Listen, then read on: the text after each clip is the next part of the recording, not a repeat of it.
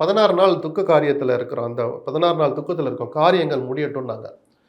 17ஆம் தேதி அவர் கரூருக்கு போக போறதா ஒரு தகவல் இருக்கு. அந்த நிகழ்ச்சியும் கூட முடிச்சுட்டு வரட்டும். அடுத்த கூட்டத்திற்கு, பிரச்சார கூட்டத்திற்கு விஜய் போகும்போது, அந்த நாளிலோ அதற்கு முன்பாகவோ, இந்த விஷயங்கள தன்னை மையப்படுத்தி எழுந்த அத்தனை வதந்திகள், குருமூர்த்தியை சந்தித்தது, தன் சார்பாக சிலரை சந்திக்க வைத்தார் அப்படிங்கிற ஒரு விஷயமாகட்டும், தாவேகா கொடி அதிமுக கூட்டத்தில் பறந்தது, தொடர்ந்து பறந்து கொண்டிருப்பது, நான் உங்க தலைவர்கிட்ட சொல்லிட்டு வாங்கன்னு நாங்கள் அறிவுரை சொல்றோம்னு எடப்பாடி சொன்னதுன்னு, தன்னையும் தன் கட்சியையும் மையப்படுத்தி எழுகிற அத்தனை கேள்விகளுக்கும் விஜய் பதில் சொல்லி தான் ஆகணும். நான் அதை கடந்து போறேன், அது ஒரு ஸ்ட்ராட்டஜின்னு சொன்னார்னா, அவர் தலையில அவரே மண்ணவாரி போடுறார், தமிழ்நாட்டு மக்களை முட்டாளாக நினைக்கிறார் என்று அர்த்தம். அந்த காரியம் துக்க காலத்துக்கு பிறகும் அவர் மௌனத்தை தொடர்ந்தால் அது நேர்மையான மௌனமாக இருக்காது, கள்ள மௌனமாகத்தான் பார்க்கப்படும். அப்போ சராசரி அரசியல்வாதிகளில் விஜயும் சேர்ந்து விட்டார் அப்படின்னு தான் நம்ம எடுத்துக்கணும். ஏன்னா நான் யார் மாதிரியும் இல்லாத புது மாதிரின்னு ஒரு வார்த்தையை விக்கிரவாண்டி முதல் மாநாட்டில் சொன்னார்.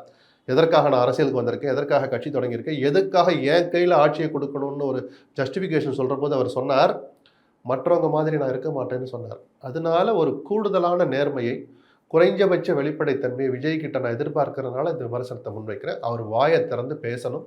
தன்னையும் தன் கட்சியையும் மையப்படுத்தி எழுகிற வதந்திகளுக்கு ஒரு முற்றுப்புள்ளி வைக்கணும். அரசியல் ரீதியாக அவர் எந்த நிலைப்பாட்டு எடுக்கிறதுக்கு உரிமை இருக்கு.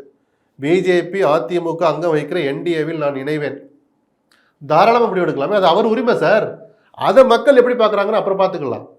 ஆனால் எதுவுமே பேச மாட்டேன், வதந்தி தன்னை பற்றி வந்துட்டு இருக்கணும்னு சொன்னால் அது நேர்மையான செயல் அல்ல. அந்த மௌனம் நியாயமற்ற மௌனம்.